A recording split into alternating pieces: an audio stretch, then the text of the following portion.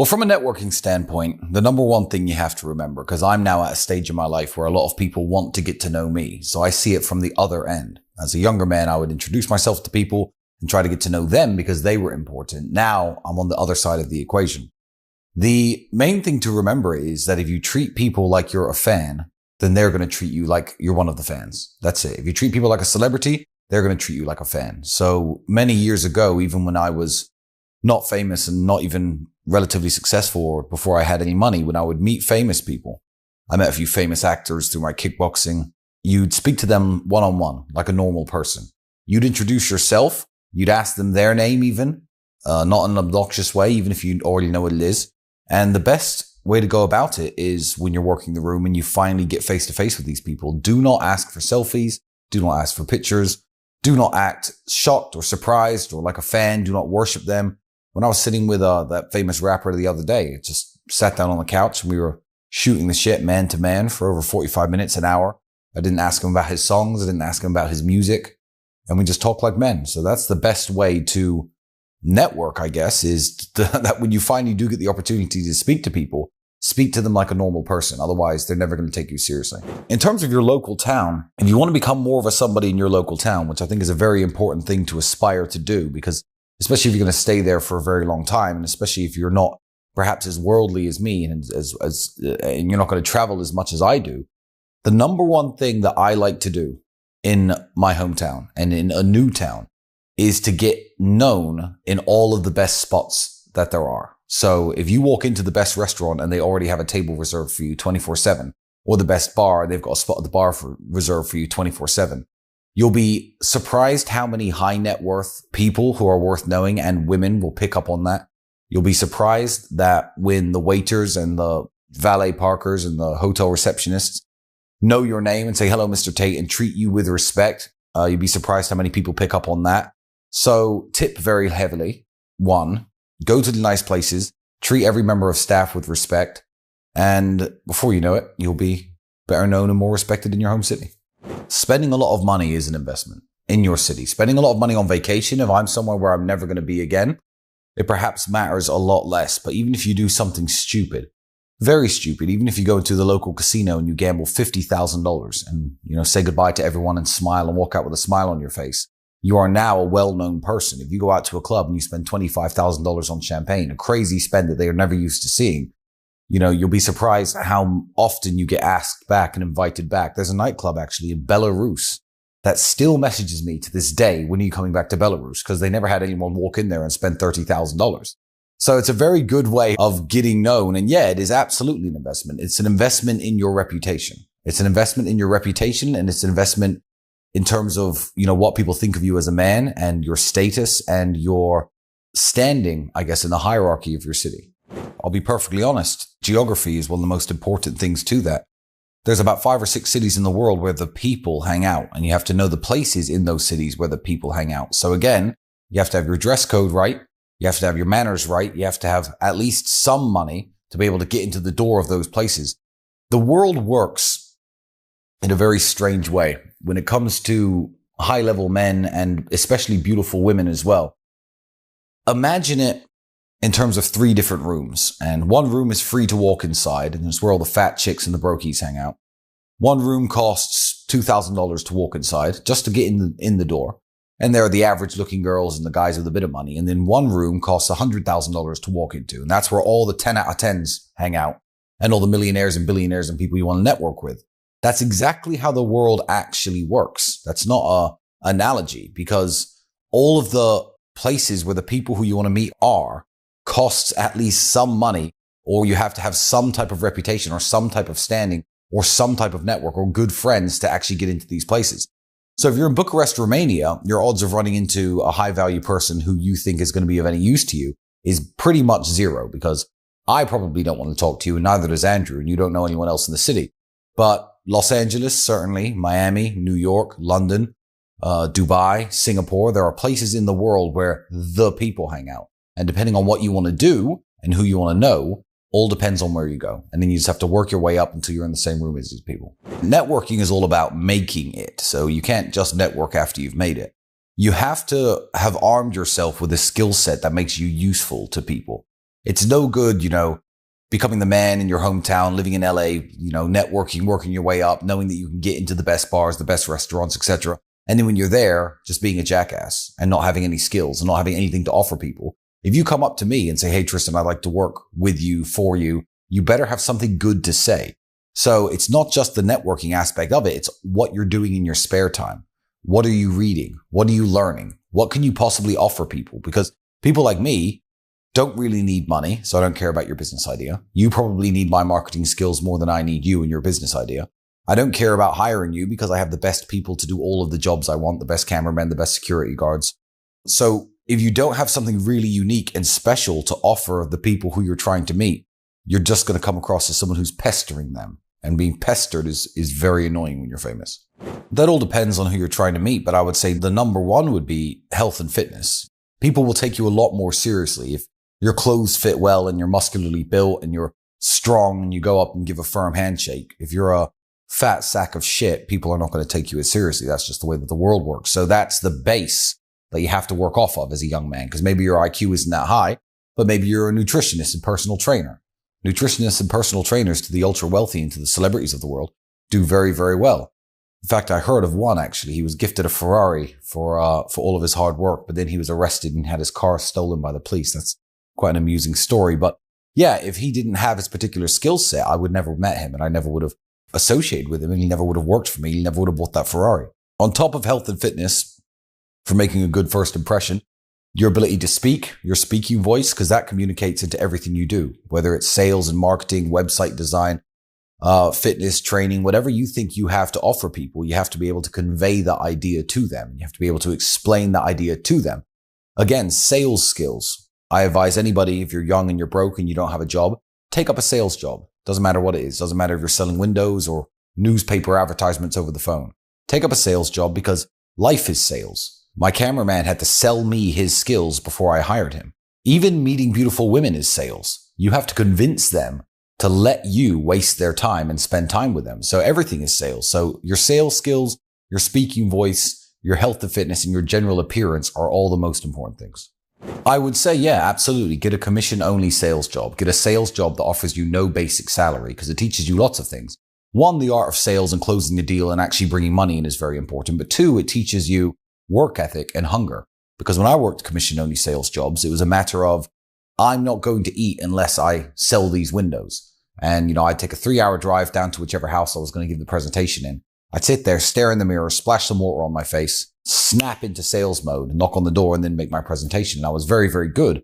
And yeah, sales is a skill that Andrew and I have even to this day, but you have to understand absolutely everything from the camera that's recording me to the chair I'm sitting on to this wooden paneling. There's somebody in every single company that makes everything that is somehow in charge of sales and marketing.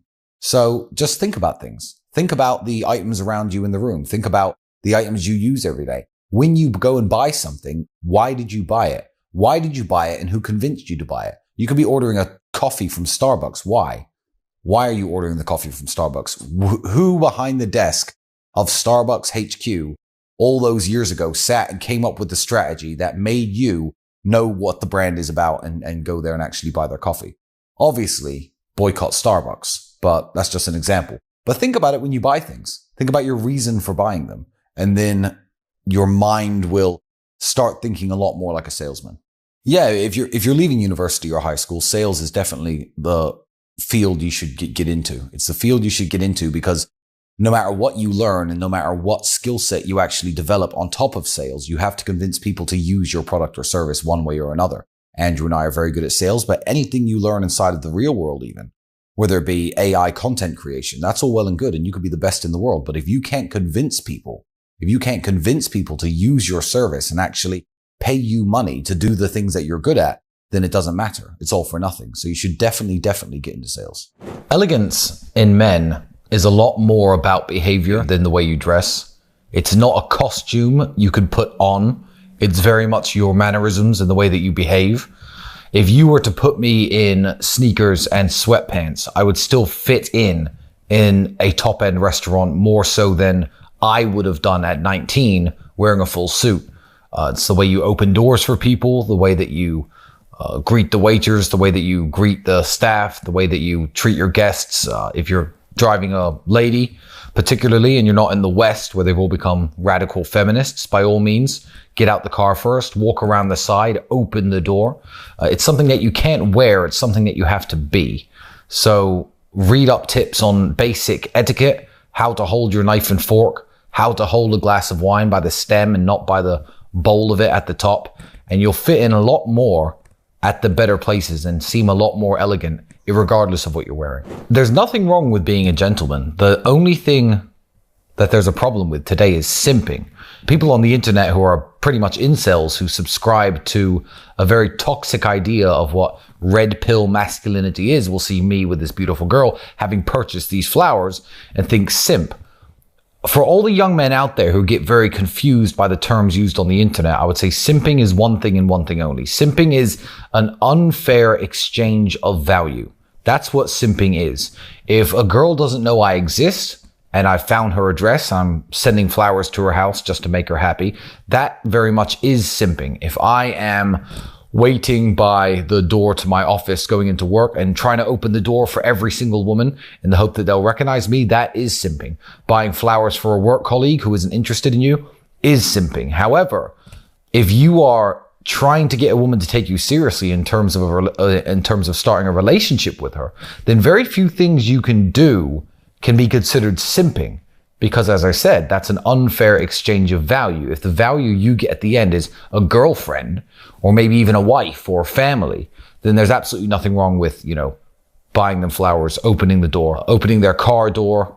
Even if you pull up at her house, jump out, run around, open it up, let her in, close the door, run right back around and get in the driver's seat. These are all very standard gentlemanly moves that you can make.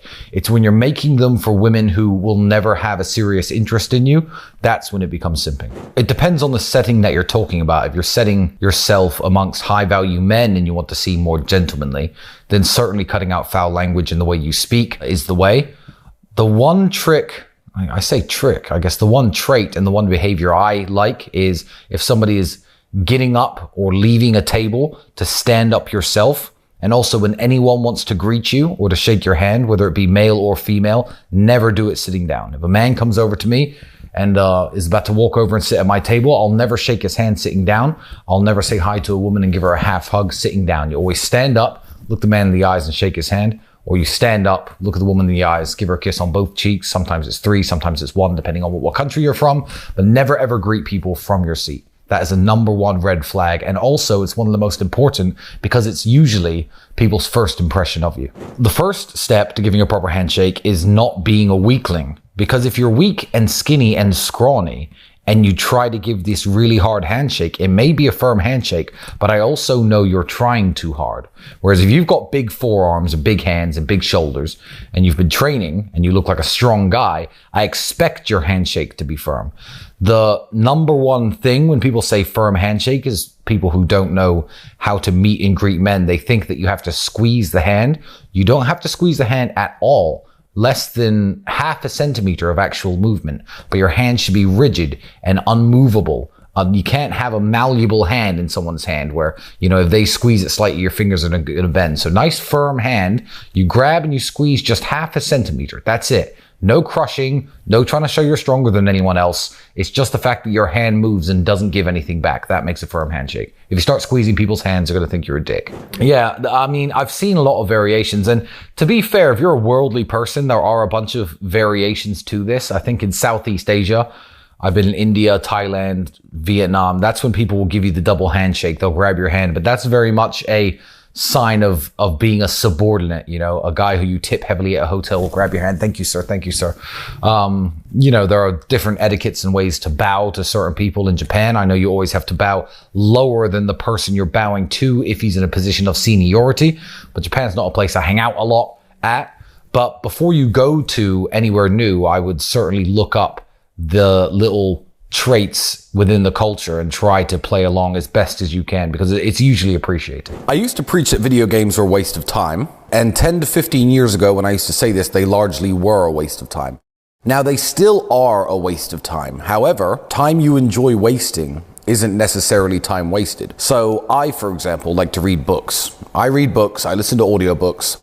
I don't benefit necessarily monetarily from them. They're just entertainment. Instead of watching TV, I read books. Some people play video games. What I would say is, whereas books can make you more interesting as a person, video games, you have to find a way of at least offsetting the damage done by the time you sink into them, by at the very least trying to be productive. I don't know, streaming your video gameplay on Rumble, trying to play competitively with other people over the internet and making videos and document your games and try and get some eyes on you so you're not just isolated by yourself messing around in your room with your face in a computer screen. I mean, most bad habits and most hobbies and most things that don't necessarily seem that productive can be turned into content creation. And that's something that we teach inside of the real world, regardless what it is. No matter, I mean, if you like shining shoes, if you do it to a professional level, you can create content and get eyes on you and get, advertisers and make money and start a channel based on that. So I think video games are a waste of time still. Yeah, they're still a waste of time and the gamers are going to get mad at me. But there are, extremely famous streamers who make a lot of money playing video games, and people say like, oh, well, they play video games, I should do the same thing. They're not just video game players though. They're entertainers. They're charismatic. They're hosting a show. They're funny. Their character looks good. I don't know. But these people who host the video game streams are more than just players themselves, because it's not the video games people are interested in. It's their personality. Elegance in a woman, to me, is somebody who's never going to embarrass or humiliate you, and somebody you'd be very proud to show off. So I don't know if women see it that same way in men, but if you come across as an elegant man, that's the kind of man that she wants to show to her friends, to her parents. Lots of women I date are very keen to show me to their friends or their parents or their families for whatever reason, in the same way that, I'd want to show off a beautiful woman to my friends. But when there's any rough edges, that's the kind of thing that will put you off wanting to show somebody off. So if a woman swears a lot, talks in a very bad manner, maybe has a really horrible accent, dresses a bit too revealing, that's the kind of thing that will make you think, okay, this woman's all right. I like her. I'll keep her at home, but I'm not going to introduce her to my friends. So elegance is certainly something that women should strive for, and men as well. If you look at life like a video game, anything that increases one of your stats is a worthwhile hobby. I think that playing chess will make you more intelligent, helps your critical thinking. Reading books makes you more interesting and more knowledgeable. Any type of sport or physical training makes you stronger, fitter, better looking. It's going to make you live longer. So whatever hobby you want to pursue and whatever you want to do, just make sure it's something that makes you better as a person. I mean, I know young men who make jewelry, who make knives. That's a very productive hobby, because it's a business that they're training themselves up to do. Just try to avoid things like video games, because video games actually increase nothing. They help you in no way at all. I would argue that they probably make you less healthy, more lazy. Not knowing how to conduct yourself, drinking too much to a point of inebriation is a big red flag. If you ever start stumbling or slurring your speech, there's a time and a place for that. But usually that's a big red flag for women, especially if you're out on dates. For me, I will judge men harshly on bad driving. If a man doesn't check his mirrors and he's not moving his car properly, I judge people on bad driving. Again, bad language, using too much slang when you're supposed to be in a professional setting. Knowing the difference between a casual and a professional setting is very important. It's not just the language somebody uses, because the language I'll use with my friends is very different to the language I'll use on a Zoom call with a multi-billionaire businessman. So it's knowing the time and the place for certain types of behavior, because as men, we can all be childish and we can all be juvenile, but you have to be able to distinguish one from the other. And there's people who I've met who certainly don't know how to present themselves to somebody, even somebody like myself who's wealthy and they're trying to pitch me this business idea. They show up and they're acting as though we're two friends down the pub, even though I don't know them. That's a huge red flag. They should at least make the effort to try to come across as refined as possible. And if they're incapable of doing it, or incapable of spotting a situation where they should be doing it in, then it's probably not the kind of person that I'd want to do business with, network with, be friends with. There's no correct answer for which accent is acceptable and which one isn't. However, some accents are better than others, which is a shame because you can't really control your accent.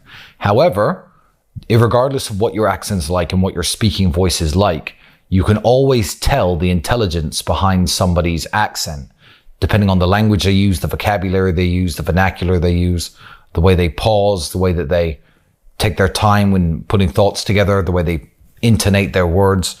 So I know very smart people who are Chinese, Nigerian, Indian, who do speak with their heavy accent. However, you know that there's a brain behind that accent. So if you're lucky enough to be born with a British or maybe an American accent and you're not using your voice to your full potential, it's one of those instances where you'll always get outpaced by somebody who's more obsessed than if you're born with natural talent. So if you're born with a BBC British accent, which I don't quite have, but I guess that would be the top rank of accents in the world, in my opinion. You know, there's an Indian guy who can sell more than you and do more business than you and close more deals than you, despite the fact that his accent is a disadvantage. That's just because he works harder than you. So make sure that you do work on your vocabulary. Download stupid apps, word of the day. Read 20 new words a day and read what they mean, learn their definitions, try to include them into your everyday vocabulary. Yeah, you're really doing yourself a huge disservice if you don't try to maximize your speaking voice. The best way to cultivate your voice besides expanding your vocabulary, to me, would be reading out loud. Take a book that you like, or a book that isn't something very simple, no children's books, obviously, and read them out loud. It's an exercise that everyone used to have us doing in school. We probably don't understand why our teachers used to make us do this. However, the way that stories are written and the way that people speak in books and the way that sentences are put together, you can tell how it's supposed to be read.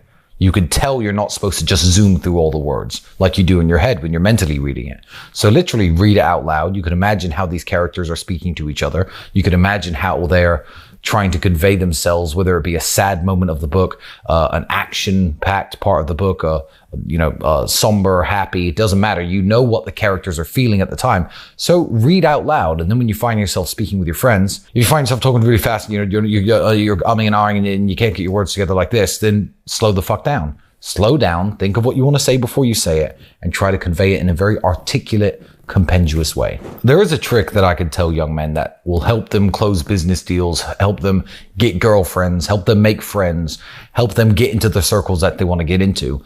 And it's a stat, I guess, of yourself that you can expand throughout your entire life, and you should never stop expanding it. And that would be general knowledge. General knowledge is super important, because I remember I was sitting with one of the sheikhs in Dubai, and there was no alcohol at this house, of course. It was a dinner event, and they start passing around this wood that you burn, and you smell the scent coming off of the wood. And I knew exactly how it was made and how it was cultivated. If you don't find it in the wild, which is very hard nowadays because it's all extinct, you have to drill certain holes into these trees and infect the trees with a certain type of mold and wait for the wood to go petrified. And I was explaining this process to him, which he already knew, but he was super impressed that I understood this part of Arabic culture and what this product was exactly. And general knowledge will always impress people. I can sit down with most people and have a conversation about most topics. Regardless of what it is, there's something that I will know about it. And as a young man, there's no reason to just, if you like sales and internet marketing, only read about that. Spend your spare time learning about things that you don't think are particularly useful. Maybe spend your spare time learning about things that you right now have no business knowing. Yachts, the different brands and makes of private jet. Learn all of this. Because when you start to sit with important people, you can at least have an idea what they're talking about and interject in the conversation, perhaps with something they don't know. And that has made me more friends and more connections with men, women, businessmen, anyone who I was trying to get connected to than maybe anything else. General knowledge. You have to work on it. See, I like audiobooks. And even right now, you say you don't see me learning things. I am 4 hours into a 17-hour audiobook course, lectures on the Vikings and Norse mythology and Norse history. Why? So the last 2 hours when I was in my room, I was listening to it.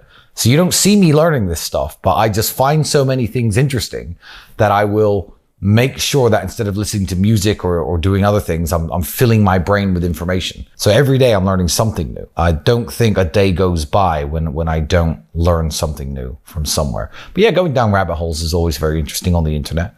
If you find an interesting fact out about something, then read up more. I mean, Wikipedia is a tremendous resource. Everyone's forgotten about it. It's because it's kind of fallen out of fashion, I think.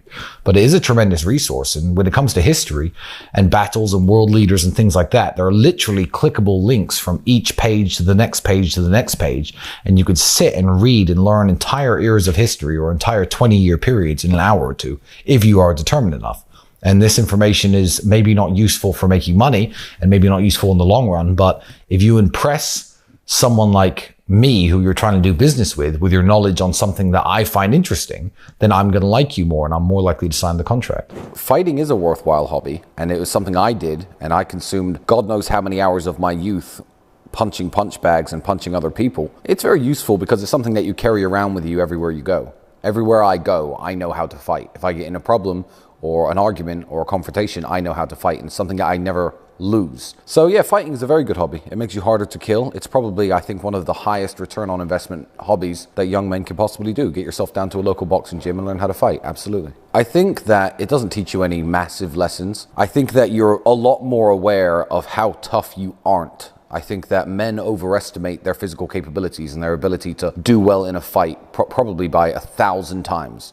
Like, everyone thinks they'll be fine in a fight. Everyone thinks they have this fantasy that they can just beat people up. But fighting is actually incredibly difficult. And when you really know how to fight, it makes you more paranoid because you understand how unrealistic these scenes where, scenes in movies where a guy's beating up 5 different people. Unless you're Steven Seagal, this is unrealistic stuff. So it makes you a lot more paranoid because I'm aware that if someone sucker punches me from behind and his friend starts stomping on my head, it doesn't matter how much kickboxing I know. So when you know how to be violent and you know how easy it is to hurt people and to knock them out, you understand also how fragile you are as a person. And you stop overestimating yourself in terms of what you can do in a fight, like most men do. A lot of people end up working fast food jobs after university because they believe that doors are going to open because the degree is given to them. They get this message from their parents. They get this message from the Matrix, the media. They're sold this dream that you're going to come out of university with a degree and everybody's going to want to hire you, and you're going to be a high value member of society that's going to just jump into this 75 grand a year, $100,000 a year job.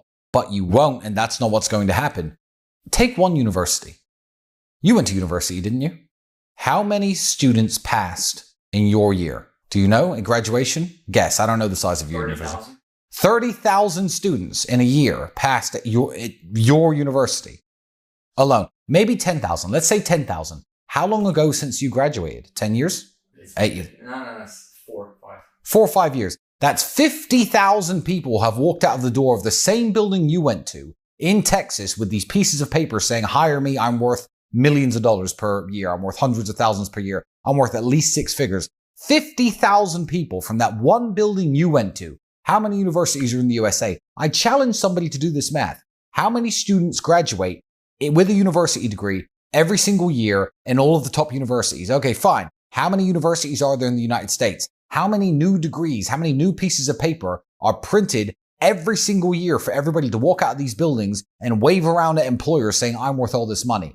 Take that number and divide it by the number of jobs in the United States that even pay 6 figures. The number of jobs in the United States that even pay you $100,000 a year, which, by the way, is still broke. And you'll see the glaringly obvious scam that traditional education is. Universities used to be prestigious. You used to have to be smart to go to university. Now, any idiot can go to university. You can buy a degree, even if you're unintelligent. Universities used to be for the intelligent, the smart, the industrious. And they would go there and get their degree. And they'd be rare in society. The man walking around, yeah, I have a university education. People used to brag about having somebody like that in their family, and universities used to actually mean something. However, once it became clear that there was a big business here, a big racket here, that the banks were happy to fund all the students going there and pay you all your money, universities sprung up everywhere. You could do universities online from your house. And all these people are printing these degrees every year, which are utterly meaningless. If you don't know what the next step is, I can't give you a specific answer because the next step is different for different people. What did I do? I worked on my sports career. I thought it might make me some money. It didn't. But I thought if I could become the world champion in kickboxing, I'll have some fame and some money and a good life, and I can use that money to invest in things and set myself up. And I pursued a sports career. Now, if you're not built like me and you're not designed like me and you're not big like me, maybe a kickboxing career isn't right for you. But certainly the world of professional sports is good for anybody with an athletic background. I'm terrible at soccer. You might be good at soccer. There's nothing wrong, instead of going to university, applying yourself towards some type of professional sport, whether it be long jumping, weightlifting, boxing, whatever you're good at. Because these people, let's be honest, are some of the most successful people in the world. When you talk about who are the richest, most successful, most famous people in the world, you don't say the guy who went to this university, the guy who went to that university. You're talking NBA, you're talking NFL, you're talking soccer, you're talking baseball, you're talking boxing, you're talking golf. So professional sports is a very, very good outlet to drive yourself into, because even if you don't make the big money, like I didn't, because I didn't, you learn a lot of hard lessons along the way. You're in great physical shape. You've learned how to deal with ups and downs and wins and losses and injuries and setbacks.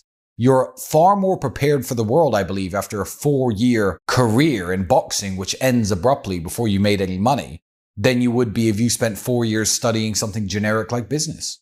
I've never purposefully been a clown, and that's what a lot of these people, even if some of these streamers do grow up to be, I guess, mature adults when they're in their late 30s and 40s, when they're closer to my age. If they do, I think they'll look back at their content and be deeply ashamed of themselves, because I think that they are purposefully being clowns. They're purposefully acting stupid and saying and doing very stupid things. Although I don't agree with everything I used to say, and although I don't smile at my old content pridefully a lot of the time, I never purposefully acted like a clown. I never made a joke out of myself or a joke out of my life.